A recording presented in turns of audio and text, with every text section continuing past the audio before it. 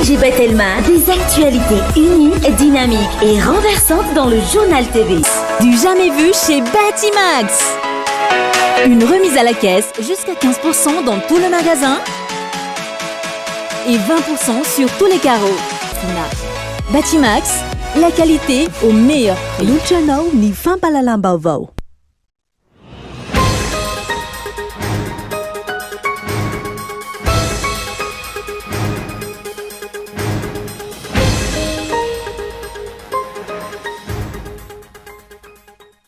Fotoana ahafahan'ny rehetra mijery sy makalesona amin'ny fiainana ny fotoanan'ny paka tahaka izao ka tsy hijanona fotsiny ihany amin'ny wisy paka iren-dozy. Fotoana izao fanehoana ny firansankina ka andresena sy amongorana ireo afavalo sy mpanamboatry firenena.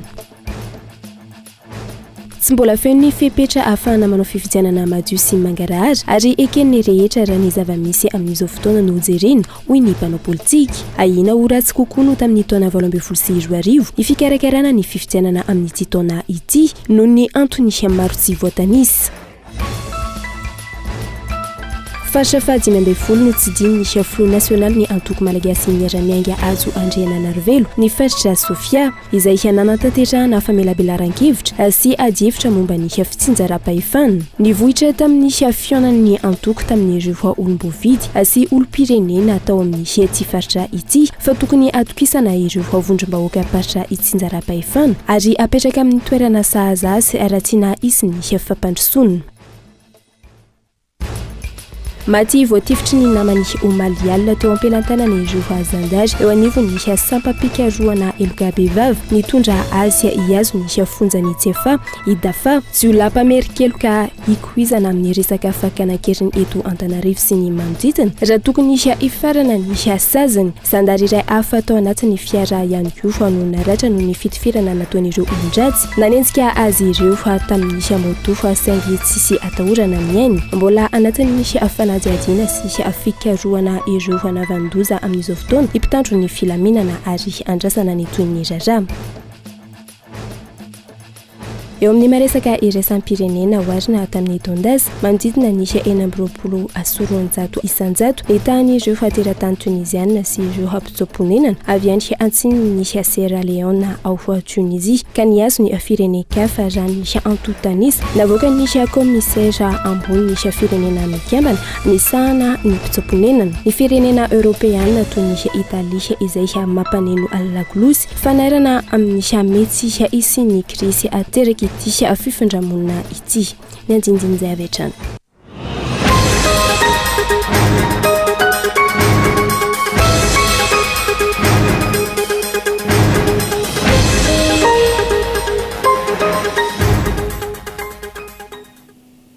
Manatra ny araba tomboko kilasy tomboko vavy tonga sondray ato anatin'ny fampahalalam-baovao ny Kolo TV amin'izao alina izao ka manasanao fa anaraka izany hatramin'ny farany toy ny mahazatra ny matoa-dahatsoratra no anokafantsika ny fotoana ny fampahalalam-baovao. Fotoana ahafahan'ny rehetra mijery sy makalesona amin'ny fiainana ny fotoana ny paka tahaka izao hafa tsy tokony hijanona fotsiny ihany amin'ny wisy paka iren-dozy. Fotoana izao anehoana ny firaisankina ka andresena sy amongorana ireo afavalo fa indrindra ireo hampangotry firenena. Gaeton Andreatsilavo. Faino isa-taona amin'ny vanim-potoana tahaka izao ny hoe paka iren-dozy anie ity paka ity atao mifandray sy mifanaraka amin'izany avokoa ny etsika sy ny asa rehetra indrindra eo amin'ny sehatry ny fitaterana. Izany hoe samy manao izay ho afa ny anatrarana io tanjona napetraka io ny rehetra miainga avy amin'ny tokantrano, miazo ny fiarahamonina, ny fokotany, miakatra ny komuna sy ny distrika ary ny firenena iray manontolo. Amin'ny endriny voalohany mampiray ny samy malagasy io tanjona napetraka io satria araky ny voalaza samy miezaka manao izay ho afa ny avokoa ny tsirairay avy. Amin'ny endriny faharoa fotoana ihany koa natao hakana lesona amin'ny fitondrana sy ny fitantanana ny firenena ka ametraka fa tsy ny paka tahaka izao ihany no anaovana esaka isoroana na ampianan'ny loza mety hiatra amin'ny vahoaka. Marary ankehitriny ny firenena ary efa hita soritra etsy sy aroa ny mety hisy ny fipoahana ara-tsosialy raha tsy misy vahaolana roso manoloan'izany. Voatsela akory nalaza tao Tomasina ireo andian-jatovo mirona amin'ny zava-mahadomelina mahery vaika sy ny fahavetavetana isan-karazany. Tsy ny ao amin'ny faritra atsinanana ihany ahitana izany ihany koa ny eto Andrenivohitra. Midika izany fa mirona makany ankady isika raha tsy misy fiovana lalana. Isan'ny lalana voalohany amin'izany ny fahatahorana an'Andriamanitra. Ny Taolo fahiny aza efa nilaza hoe azan'ny loha samangina no jerena fa Andriamanitra antapony loha. Izany hoe tokony hanana fomba fijery matahotra an'Andriamanitra ny tsirairay avy, indrindra amin'izao fotoan'ny Paka izao. Io fomba fijery io no tokony baiko ny fihetsika sy ny asa atao rehetra, na ny entina na ny mpitondra. Ena ny von'olona, ny alatra, ny vakitrano sy ireo asa ratsy isan-karazany, raha mitombo isa ireo olona manana fomba fijery sy fisainana matahotra an'Andriamanitra.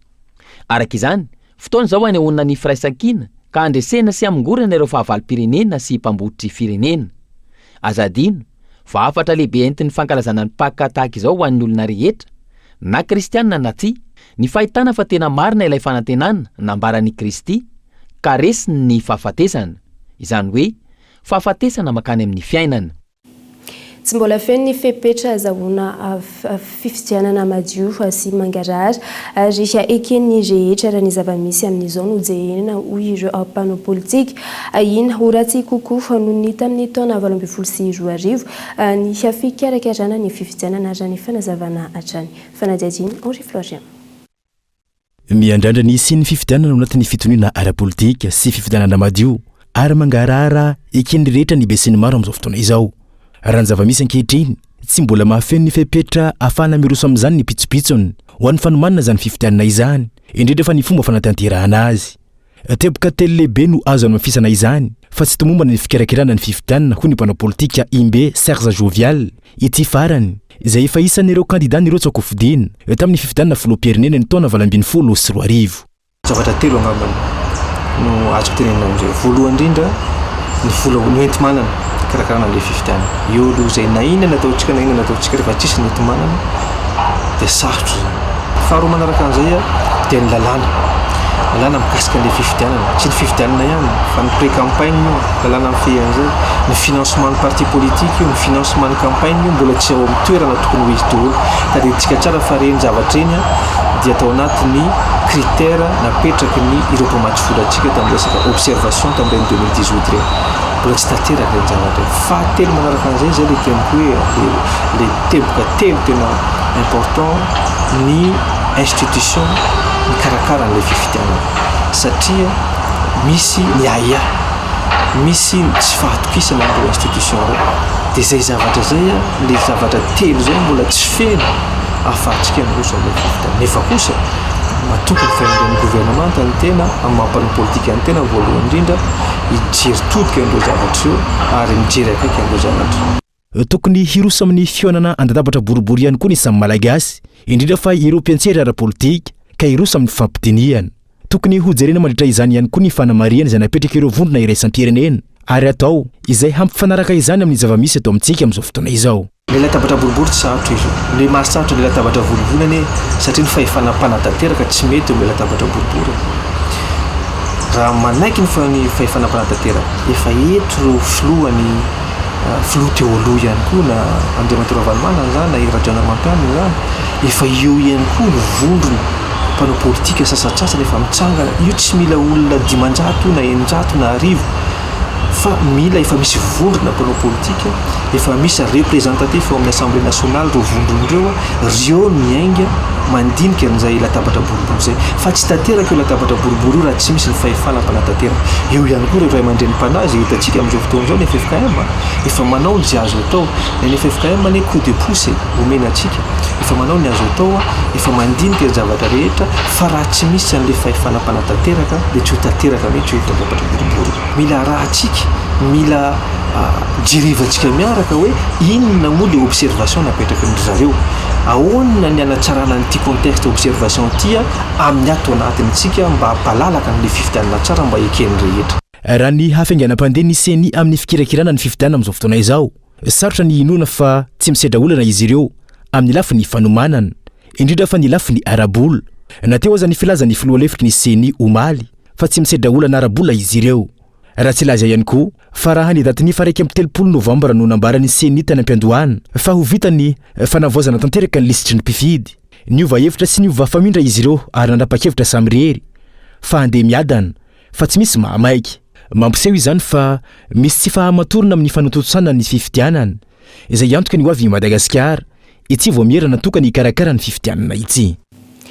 Nanatanteraka fivahinianana masina any Israely anisy filohan'ny repoblika sy ny fianakaviany amin'izao fotoana ary isy ny fihaonany amin'ny filoha israeliana andrasana ny fanambarana ataony rehefa tafaverina eto an-tanindrazana tahaka ny nataony tamin'ny taona 2024 taorian'ny fivahinianana tany Israely hatrany Gaëtan Antsetsilava.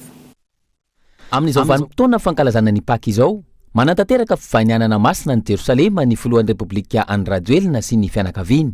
Mandritra ny diany any an-toerana, isy ihany koa ny fihaonan'ny filoham-pirenena amin'ny filoha israeliana izay fampiresahany roa tonta ny fiaraha-miasa sy ny fifandraisana eo amin'ny Israely sy Madagasikara. Raha tsy hivina ny tantara, tsy vao voalohany fa efa nisy fandehanan'ny filoha Rajoelina tany Israely ny taona 2024 ary niaraka tamin'ny vady aman-janany ihany koa fony izy filohan'ny tetezamita. Taorian'ny fiverenany avy any Israely tamin'ny taona 2024 io ny 15 janoary no nilazany am-paibe maso fa tsy latsaka ho fidina ho filoham-pirenena izy.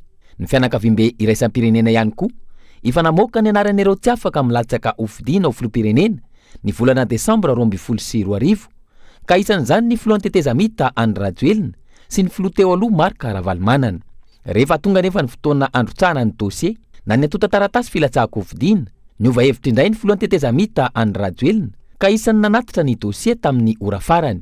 Voalaza tamin'izany fa tsy voatazony tsy fahafahana mirotsaka intsony izy raha toka tsy nanaja izany ihany koa ny filoha teo aloha Ravalomanana izay nandrotsaka ny vadiny.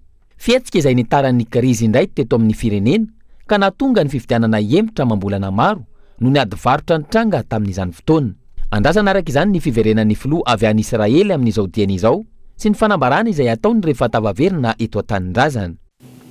Nitondra afatra ho an'ny kristiana rehetra ny archevêque ny Antsiranana Monseigneur Marc Benjamin Ramarson amin'izao akatoko ny fankalazana ny fetiny Pâques izao. Ankoatra ny tsodrano izay efa fataony rehefa vanim-potoana toy izao dia notsindrindry manokana fa manana adidy amin'ny fahasahiranam-bahoaka ny mpitondra tahaka ny nataony Jesosy Kristy nandresy ny fahafatesana fanampanazavana. Maty ho antsika i Kristy, hoy Monseigneur Marc Benjamin Ramarson, archevêque ny diocèse-ny Antsiranana, noho izy be fitiavana sy famindram-po, tsy nanota fanibaby ny fahotan'izao tontolo izao, ka vokatra izay ny Pâques. Vokatry n'izay fanavotany antsika izay, izao Pâques izao, ka averiny Jesua amin'ny vocation sika hatramin'ny voalohany isika araky ny naharen'Andriamanitra sika. Potika noho ny fahotasika tokoa zay vocation sika izay ary zay no sapasika miatrika n'izao krizy mafy izao. Potika ny fifandraisasika amin'ny zavaboary ka tsy mpikolokolo sy mpiambina isika fa indrisy nanapotika.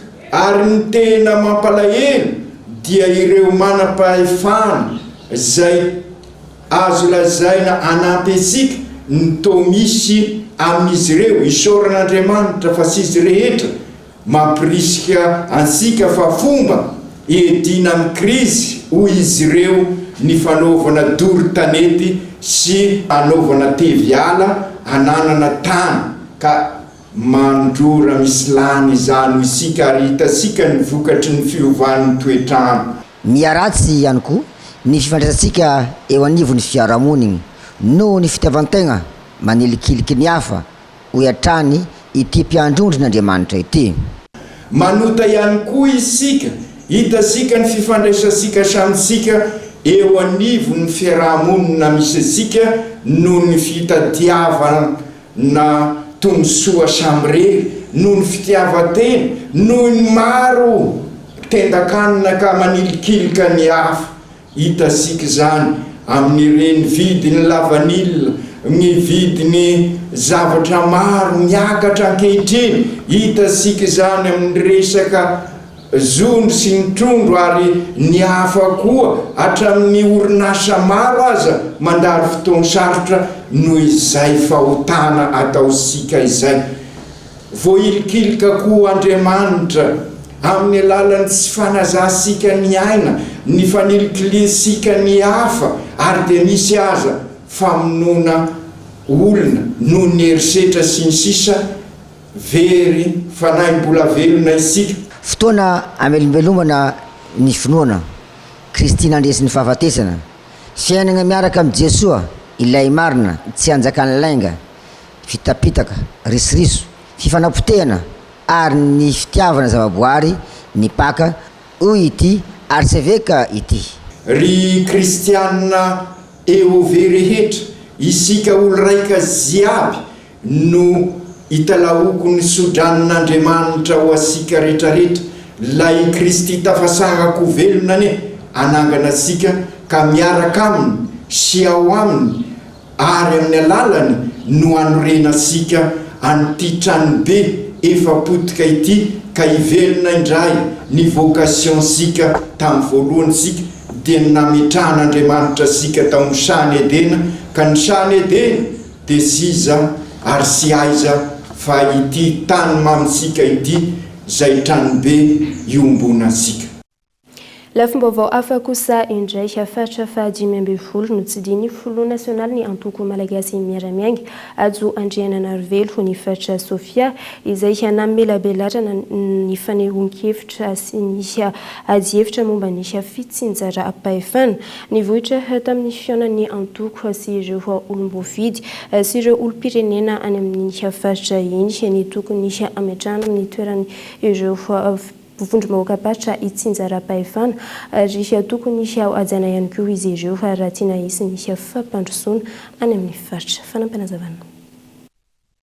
Mpiasa-panjakana miasa ho an'ny fampivoarana ireo vondrom-maokapatra itsinjara pahefana.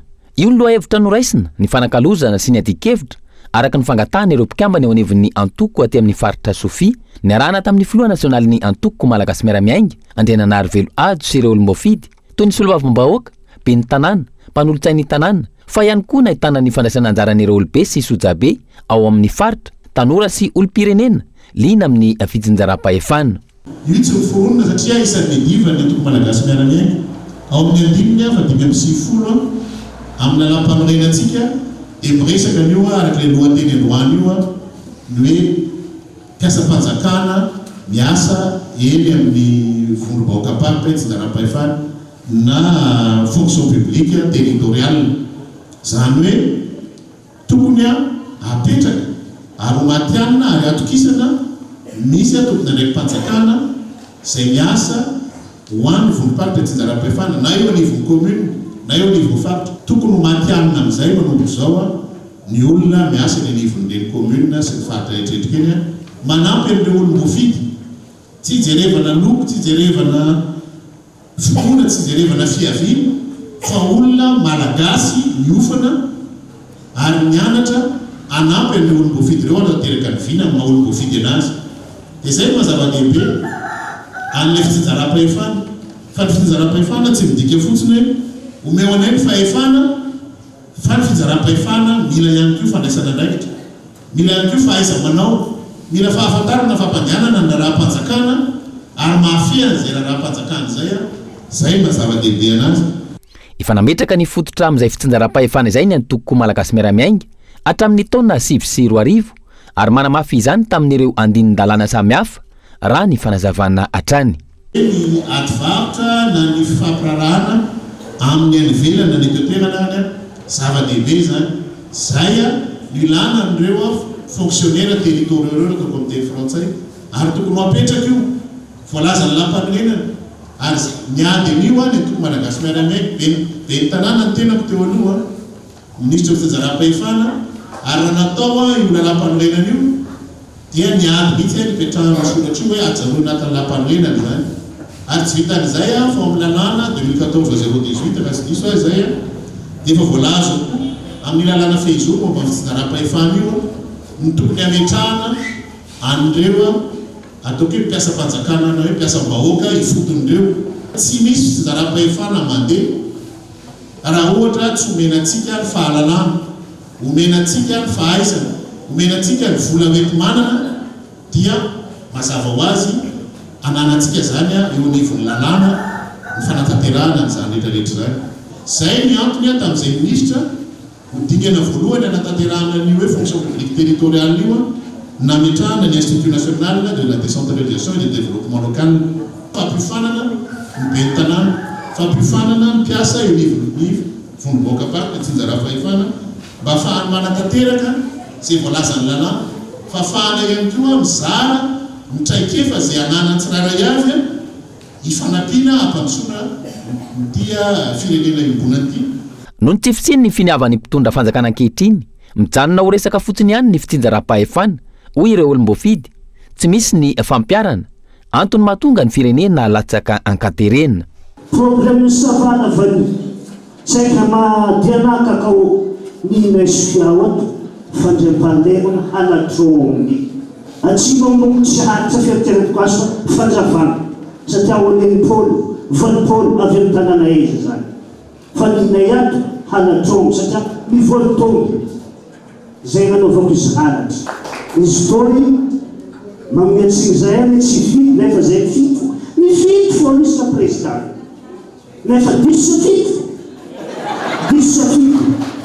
ary misy mpitahariky zay satria napetraka ny député napetraka ny maire napetraka ny gouverneur zay zany samby anao itondrasany azy ke zay maromarotsy fito malany ke zahay vahoaka tena mangata mba mpitramary le tena fitsinjaram-pahefana tena izy misy makazy fa tsy tena izy ankoatra ny fitsinjaram-pahefana nivelatra tamina lohahevitra hafa sy ireo tebo-kamarary ny vahoaka eto amin'ny firenena fa indrindra ny ao amin'ny faritra Sofia ihany koa ity fotoana ity nizarainy ireo mpandray anjara ny fomba fijeriny mahatonga ny fikatsoana ny fampandrosoana ny firenena fa ihany koa nandrosoana izy ireo vahaolana zay zany mahita fitsinjaram-pahefana ilaigny izy fa nefa ny hanigny tokony atao vetin-daraha ny fampiana sy fompiana satria mivezivezy ny fanahy izy koa trankivo mosary ny magnavy zany fanjakana amizay io amin'ny maha-technicien zay lazako zany président fa tsy ampy ny formation fa amiana amin'ny tantsaha fa tohanana izy amin'ny kit d'application raha ohatra zany fa iny le fomba niaina antsika niany zah asanahy zany zah fa namormasnamana sy taxivile zany navita quatrième année en droit ny mpianatra zany efa ny ampianary tokony apetraka tsarabe zany le régime azaho mpianatra asa antony araiky lazako zany ny mpianatra rehefa vita fianarana dia tsy afaka mihiasa satria nagnino asa eto Madagasikara dia tafety secteur famille dia ny ataontsika ohatra fa vitsaina te misy recrutement tamin'ny tekniky tena nampalahelo zay taty amin'ny faritra izy igny satria mila équivalence zare aiza ngala équivalence araka ny teny député teo Antananarivo dia raha tsisy équivalence ianao tsy tafiditry hiasa tafiditry akany zany dossier-na dia mampalahelo zany nefa eto mba misy fopy magnino raha mba natatatoa koa afaka mangala équivalence fa tsy voatery Antananarivo tamin'izay mbola nianatra miditra ampianarana tamin'ny 1960 dia ny fanjakana miany tokoa ny cahier civique aiza nefa zany am'izao fotoana zao dia ampandraizany atsika ny vahoaka iniana tsy ampandresy ny andraikitra amin'ny mpianatra indrindra fa amin'ny sekoly publique mampalahelo hoe mampalahelo zato mipetraka ny lalana magnita zaza classe de T5 mitondra fely mafana meriary zato le somody zindraiky tsara fely mafana igny kamikaniana igny kamikamaray valava igny telo kapakaraiky ra sainy telo hitanao aminjay le zaza misy anatiny ao amin'ny examen MCP misy fitory misy tsy alehany mihitsy le zaza aiza sekoly publique any 47% mahavaka CP ny tanterana androany tao amin'ny distrika Anantsohi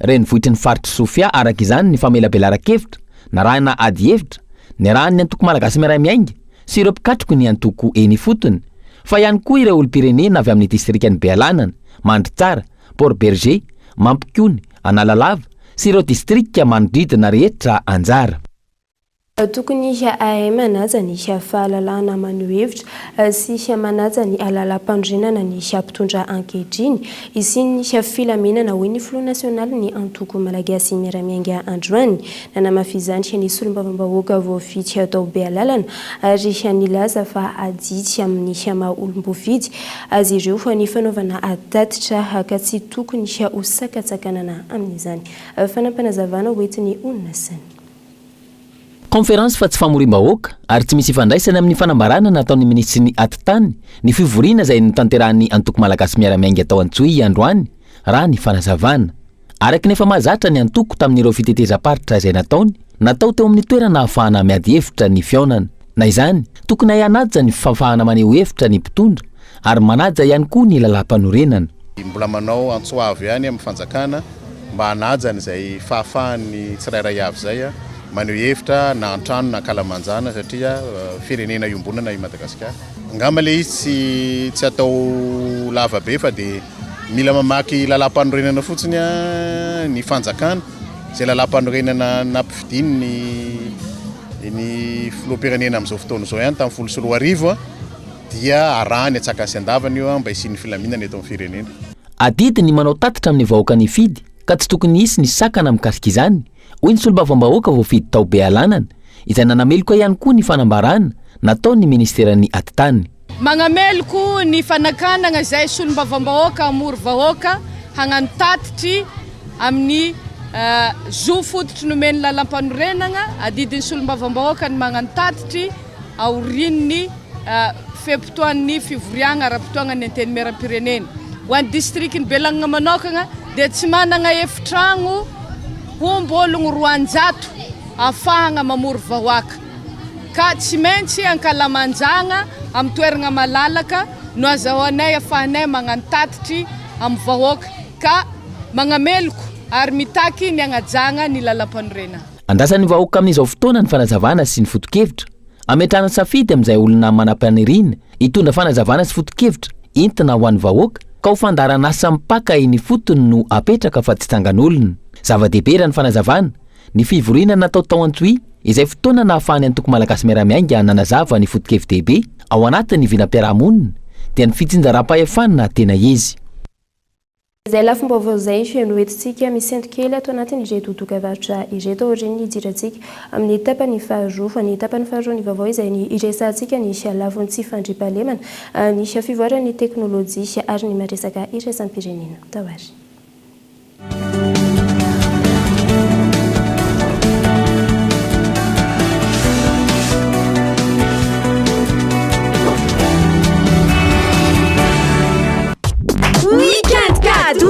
Du 8 au 10 avril, achète une offre Telmanet et gagne 50% de bonus data pour te connecter à tout moment. Le bonus est utilisable à toute heure. Tape vite le dièse 111 étoiles 1 dièse ou utilise l'app Mvool et choisis ton offre Telmanet.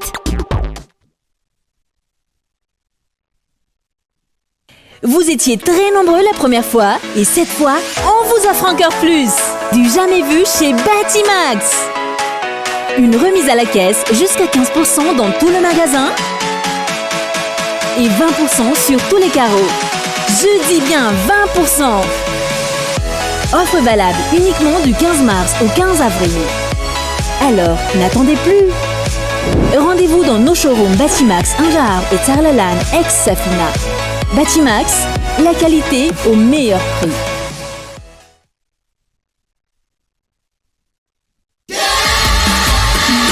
Fiantsaka miavaka sy mahavarina reharesy lovana ty aoriny tonga navao maizy atsika io arena mipetraka toy ny hoditry matezaka nefa malefaka tontolo vao manoka baravarana nisy ainga avao isika gasy mireadre mananazy mianjaika ohatrany hoe manalazy navelany io maly banjinana no avy mahafapoany ireo mpianakavy tenenao anazy averiny ihany isika gasy aigle d'or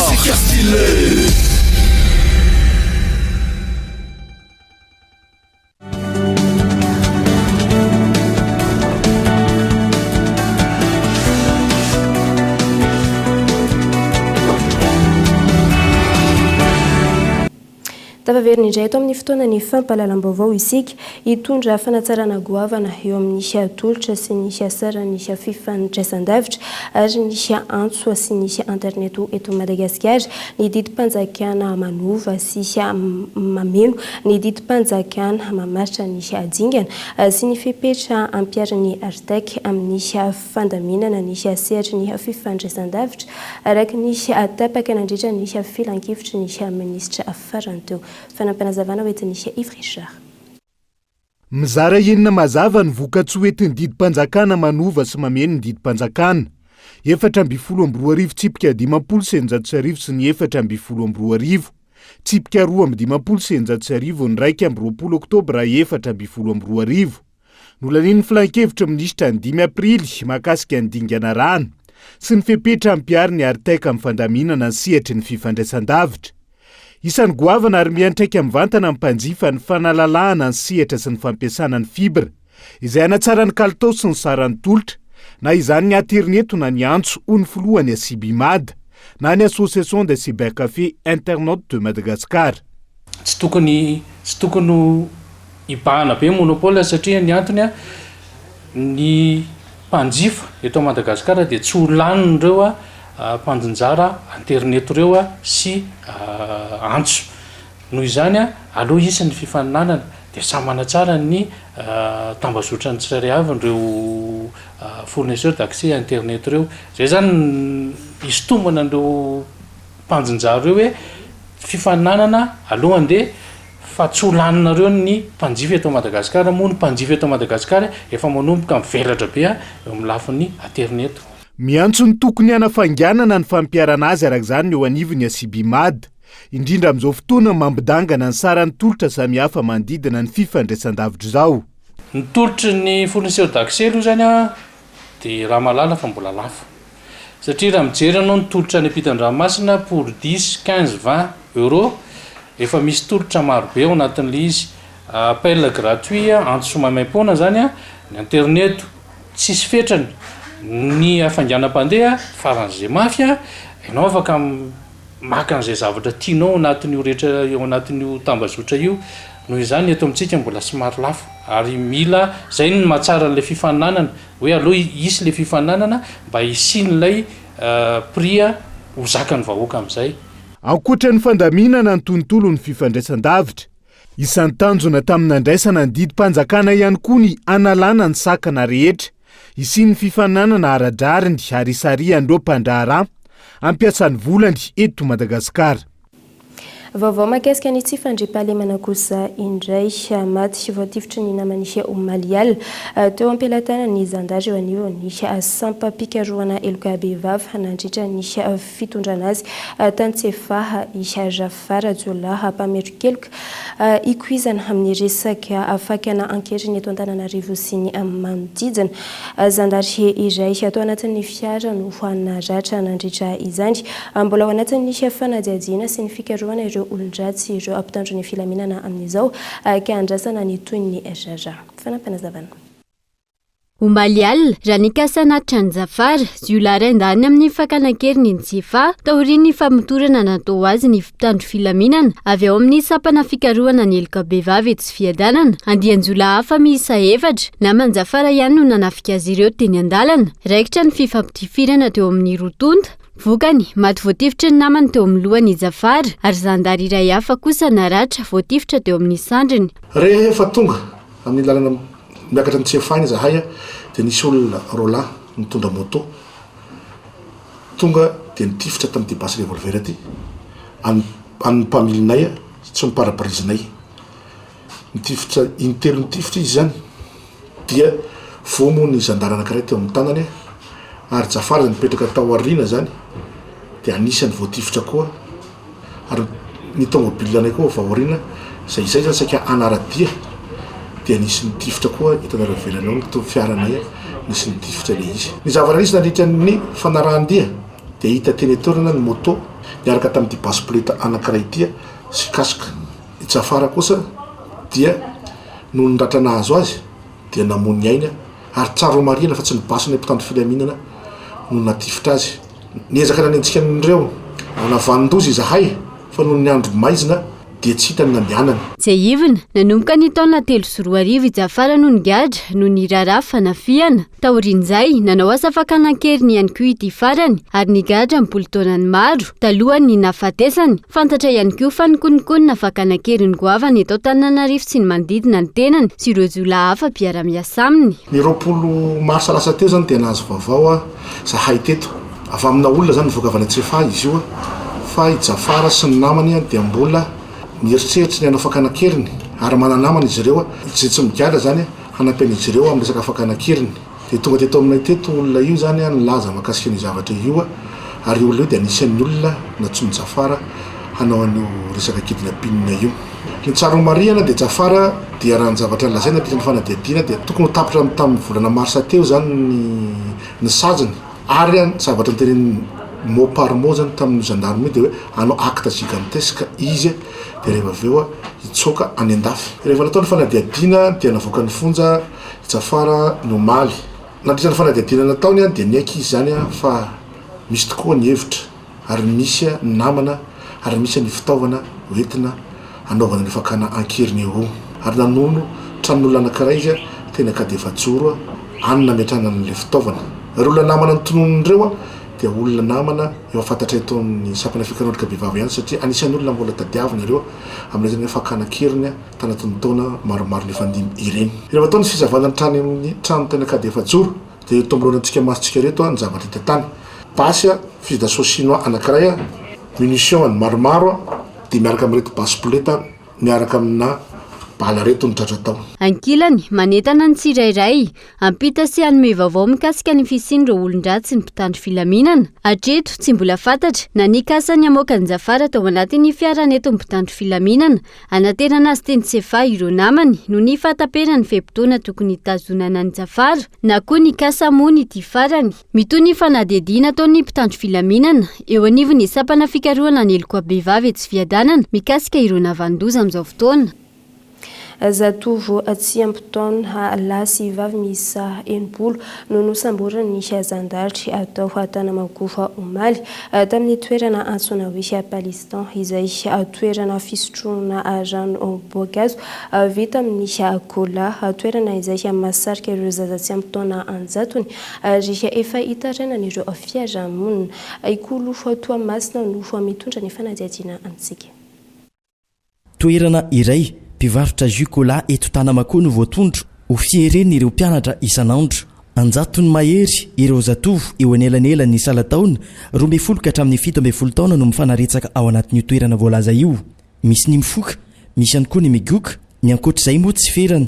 Nidina tampoka teny toerana ny mpitandro ny filaminana ny sambotra ireo andian-jatovo ireo. Mandeha misotro ireny zavatra somary manome hery azadino tsara fa reny zavatra reny mitarika any amin'ny eritseritra hafa rehefa aveo lasa misy dépendance lasa mifandray amin'ireny vatanareo dia lasa manao fahatany. Mety misy namanareo mifokarongony androany dia mitarika ny namany sasa misotro zany tekola tsy fantatra zay lato zay dia mitarika ny namany. Tsy izay ny tandrotsika tanora fa ianareo zao dia andry ny firenena satria ianareo rehefa afaka baka dia hoany amin'ny université any amin'ny université nareo dia nareo ihany no tompona andraikitry ny fanjakana eto rehefa any retirety ny tompona andraikitra amin'izao. Ka anahoana no avy ny firenentsika eto Madagasikara sy Thomas eto raha ny tanora rehetrarehetra no mandeha mitsofoka mivarilavo any amin'ny toerana tsy medika anareo. Tsy mety zany ary tsy medika atsika. Tokony mampiseho modely anareo any amin'ny sport. Manao modely aminareo amina zavatra hafa fa tsy modely. Azadino tsara fa mitaraina ny olona amin'ny fokotany Tanamako io fa misy any amin'ny zato mahery nareo amin'ny ora fiarahana rehefa arivariva any mitsofoka ao. Ary dia mbola mampitarina zay. Fa eto aloha dia mbola mitsofoka amin'ny fananarana zay. Fa raha mbola tratra miverina fandroany anaranareo zay voafantatra reo dia hiakatra any amin'ny fitsarana atsika. Mazava sa tsy mazava? Ataovy mafimafy. Za dia miteny zay dia tsy hampanaovina pakany amin'ny ray aman-dreny nareo raha mbola misy mbola tratra koa androany. Averiko any izy. Mianatra no nandefasan'ny ray aman-dreny nareo fa tsy andeha hitsofoka any amin'ny toerana any isaky ny hariva. Mahamenatra sady mampalahelo.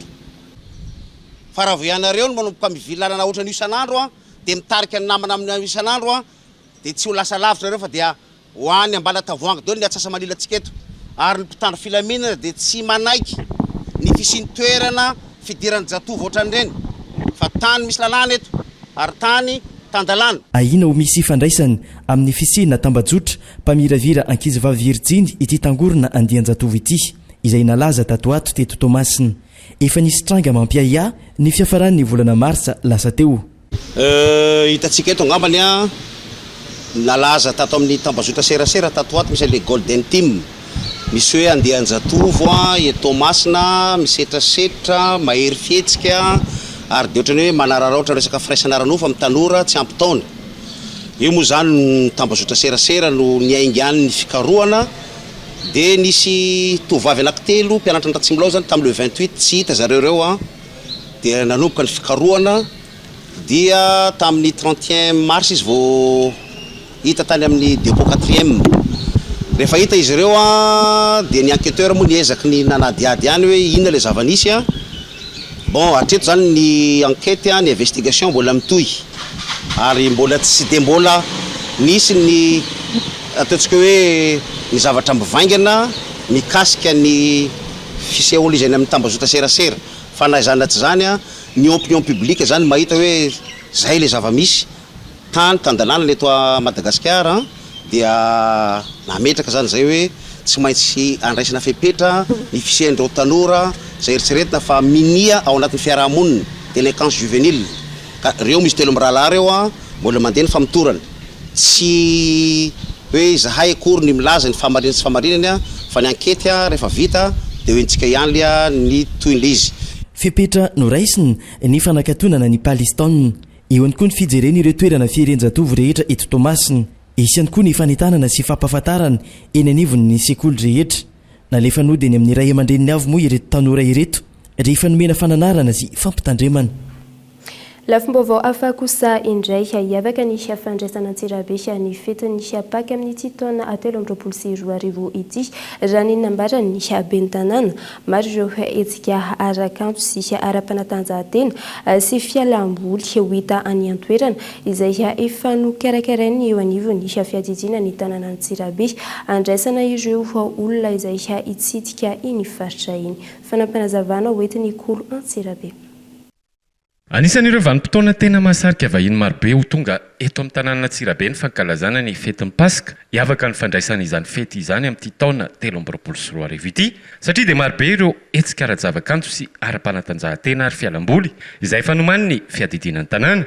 Iampetsika maro hafa ihany koa izany mba ho fanomezana fahafahampo an'ireo vahiny hoy ny ben'ny tanàna nandritra ny valandresaka ny fanaovana tamin'ny mpanao gazety. Nanaovana ny ezaka arak'izay azo atao arak'izany ny amezana endrika misy ny hetsika evangelika ara-panatanjahantena ihany koa misy mba tsy ahatonga an'izany Paka Antsirabe zany ho songonany ny fetin'ny Paka any amin'ny toerakafa toy ny any Ape, Fimantasoa sy ny sisa.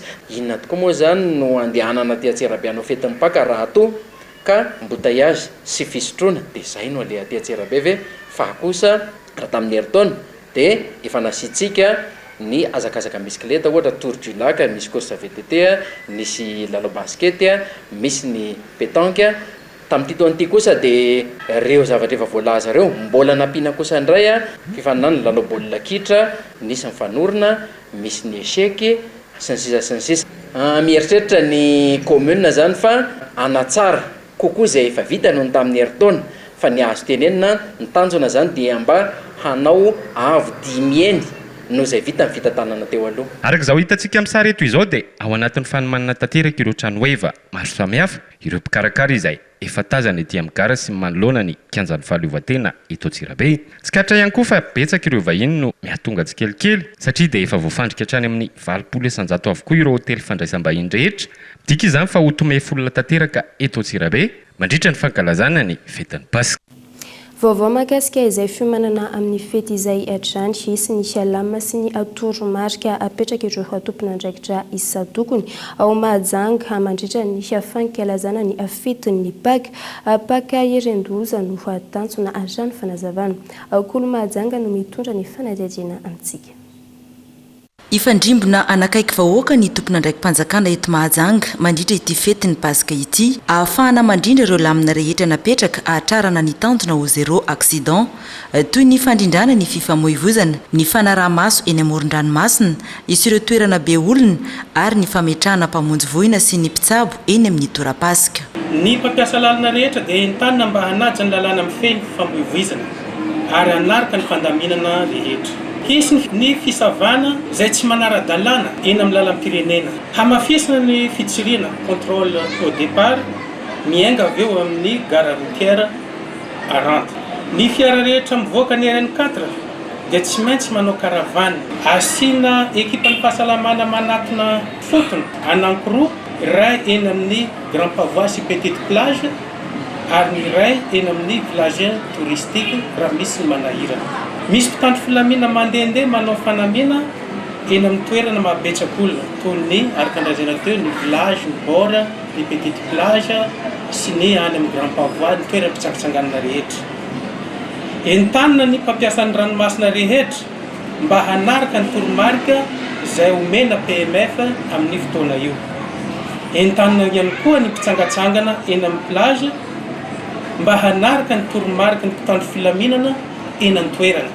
Fotoana mahabe mpiala sasatra eto Mahajanga ny fetiny Pasika toy izao, izay anentanana ny rehetra anaraka ireo lamina sy ny toromarika napetraka. Anatratrarantsika izay paka erendoza izay dia miangavy fiara-miasa amintsika vahoaka, indrindra ho antsika eto an-tampon-tanàna ny Mahajanga amin'ny fanarahana ny toromarika ho apetraka ireo tompona andraikitra sy mpitandro filaminana isan-tsokajiny.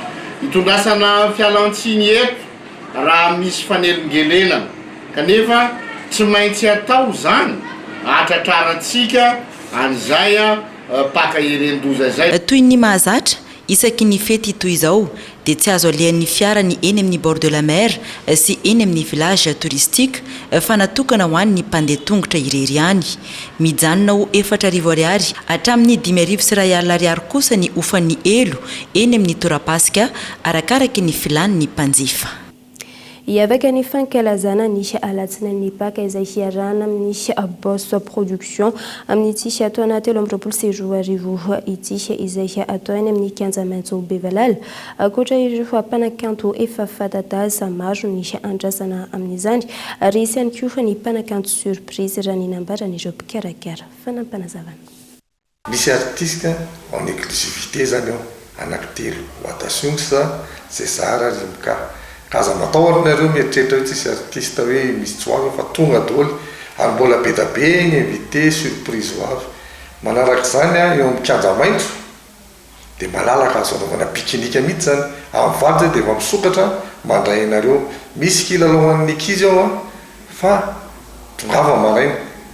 Afaka manomanomana sakafo efa be da be ny sakafo manina ny zava-pisotro dia efa mivaly maraintsika dia afaka milalonana mandra-parivony andro. Aza fandriam-pahalemana aza manana ia mihitsy fa dia misy polisy avion fipray camion mihitsy natsona. Misy ny sécurité civile, misy ny sécurité civile, ny police civile koa mety andendeny na aneny amin'ny fiarovana antsika. Ny parking koa na ho amin'ny moto na ho amin'ny tomobile dia misy.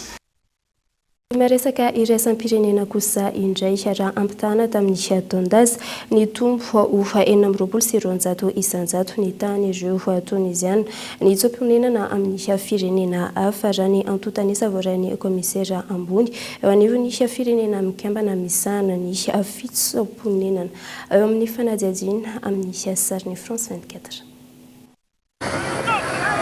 Manara-maso andro manala ny sambo mitondra tsokosoko ireo mpitsomponenana ao Tunisia ireo mpiambina ny sisin-dranomasina ao an-toerana raha tsy hivina sambo misa sivy nitondra olona 30 mahery avy notratehaka izy ireo omaly alina isam-bony raha toka mbola tsy manomboka akory ny vanim-potoana ny fitsomponenana ao an-toerana. Androany maraina sambo kely iray hafa ihany koa notratehaka ireo manam-pahefana raha ny fitarainandreo mpitsomponenana antony fitsoahan'izy ireo ny tsy fahazakana ny fiakarany vidim-piainana ao Tunisia ankilany taorian'ny fanao-kevitra mampia nataony filoha Tunisianina ka izy Sayed ny volana febroary teo. Mpitsimponenana maro avy ao atsimon'ny Sahara no nanafaingana ny dian'izy ireo an-dranomasina raha navery ny asany sy ny trano fonenany. Malohan'izany satrao an'ny Tunisia ny ameny fifindramolona anatiny sy fitsimponenana miazo an'i Italia. Tao Sfax, tanàna iray ao Tunisia, mpitsimponenana miisa 300 no voasambotra tao anatiny iray alina. Navotra kosa ireto farany rehefa tonga tao amin'ny seranatsambo raha toa ka mbola misy amin'izy ireo no mikasa handositra indray ty firenena ity afaka fotoana fohy. Dia izay indray tompo kilasy tompoky vavy no azonay natolotra taminao tamin'ity androany ity sy ankasitrahanay tany tokantrano tany nanaraka izany hatramin'ny farany. Veloma tompoko.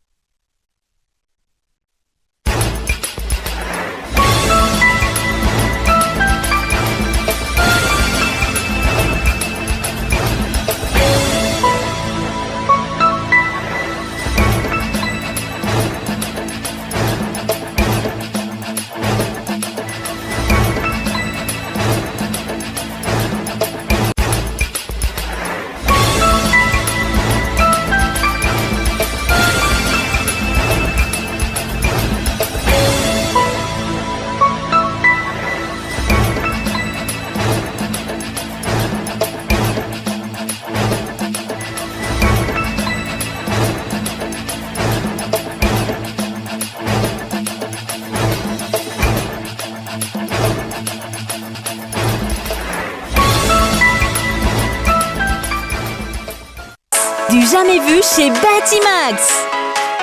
Une remise à la caisse jusqu'à 15% dans tout le magasin et 20% sur tous les carreaux. Batimax, la qualité au meilleur prix. Vous a présenté Nivava. 5G Batelma, des actualités uniques, dynamiques et renversantes dans le journal TV.